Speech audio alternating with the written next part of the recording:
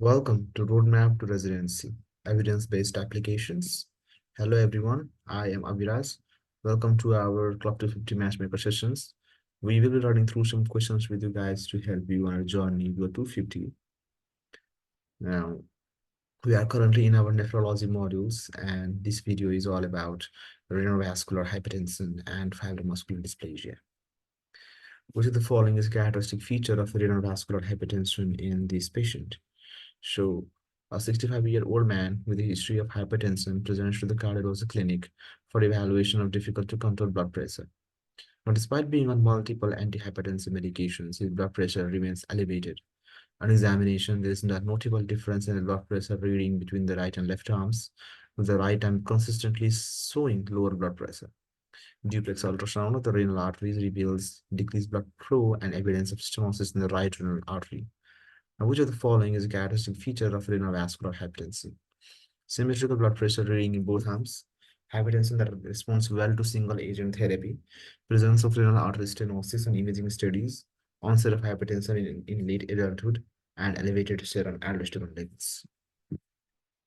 The presence of renal artery stenosis on imaging studies is so the renovascular hypertension is characterized by the presence of renal artery stenosis, often due to atherosclerosis or fibromuscular dysplasia. Imaging studies such as duplex ultrasound or magnetic resonance angiography typically reveal evidence of renal artery stenosis. Symmetrical blood pressure readings in both arms. So asymmetric blood pressure reading between the arms with a lower reading in one arm may be suggestive of renovascular hypertension. So hypertension that responds well to single-agent therapy. Renovascular hypertension is often resistant to single-agent therapy and multiple antihypertensive medications may be required. If you can just correlate this with the previous video of essential hypertension of the same module, then you can have a better understanding about the renovascular hypertension. The onset of hypertension in late adulthood. So renovascular hypertension can occur at any age. At the age of onset is not specific to late adulthood. Elevated serum aldosterone levels are more indicative of conditions such as primary hyperaldosteronism and not renovascular hypertension. So these are some of the rare causes of renovascular hypertension.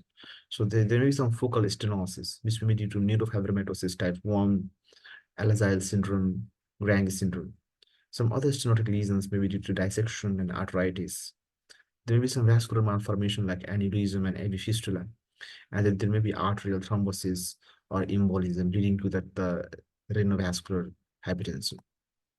So this is the pathophysiology of renovascular hypertension. So there is two kidney, one clip model. So ischemia of the clipped kidney, for example, if there is only one kidney that is being ischemic, then the RAS system is activated. Now this RAS system will lead to the generalized vasoconstriction and systemic hypertension. We have discussed in detail about the RAS and how it affects the hypertension in the previous videos. And then the contralateral kidney, higher than normal perfusion pressure is there. Now it leads to the suppression of renin secretion in the contralateral kidney, and there is excreting higher than normal levels of sodium and water. Now, this one kidney, one clip model. So if the solitary ischemic kidney secretes renin, then there is activation of the RAS and resulting in systemic hypertension. If there is no contralateral kidney, there is no excretion of sodium and water.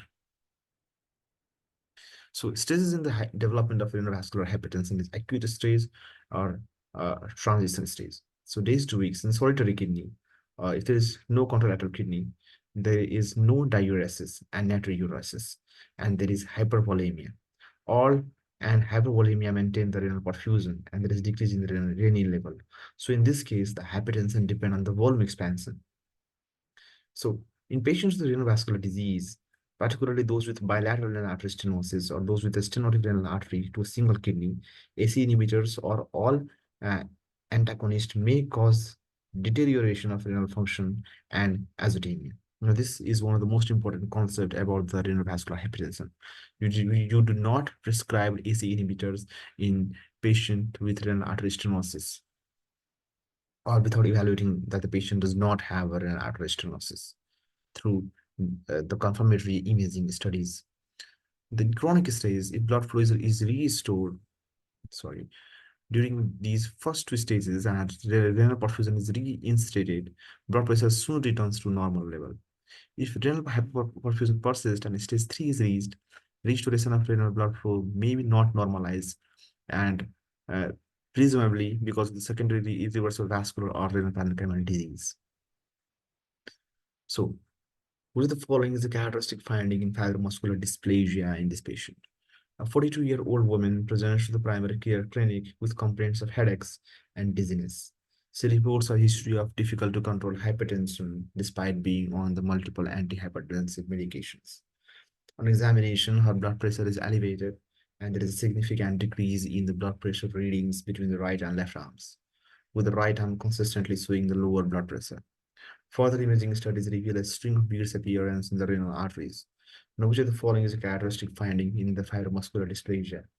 Atherosclerotic plaques in the renal arteries, renal artery stenosis with a smooth concentric appearance, elevated serum aldosterone levels, a string of bead appearance in the renal arteries, and hypertension that responds well to single agent therapy. String of bead appearance in the renal arteries. So fibromuscular dysplasia is a non-atherosclerotic, non-inflammatory arterial disease that can affect various arteries, including the renal arteries. The characteristic angiographic appearance of fibromuscular dysplasia is a string of beads pattern, representing alternating areas of stenosis and dilatation along the affected vessel. Other options like the atherosclerotic plaques in the renal arteries. So the atherosclerosis is not a characteristic feature of fibromuscular dysplasia. Renal artery stenosis with a smooth concentric appearance. So fibromuscular dysplasia typically presents with a string of a bead appearance rather than a smooth concentric appearance. Elevated serum aldosterone levels are more indicative of conditions such as primary hyperaldosteronism and not FMD. Hypertension that responds well to a single agent therapy. So fibromuscular dysplasia is often resistant to a single agent therapy, and multiple antihypertensive medications may be required. So beads of string appearance, if you can see here, so this is here is the one bead, okay, and you can see multiple beads. There is a small bead here, one big bead here in the big arteries. And the basic concept is that throughout this tree, throughout this arterial tree, there may be multiple bead, one bead here, one bead there, one bead there. And this is called as the string on bead appearance or beads on string appearance. The arterial line is the bead, is the string, and here is one bead, another bead, just like that. So that is the typical presentation of fibromuscular dysplasia. So in renovascular hypertension, you need to understand that even if you cannot memorize all of this, the one thing that you need to understand is that you cannot prescribe AC inhibitor in the patients of renal artery stenosis. Okay, that will further deteriorate the condition, and the person may land up into emergency. Thank you for watching. Keep studying hard.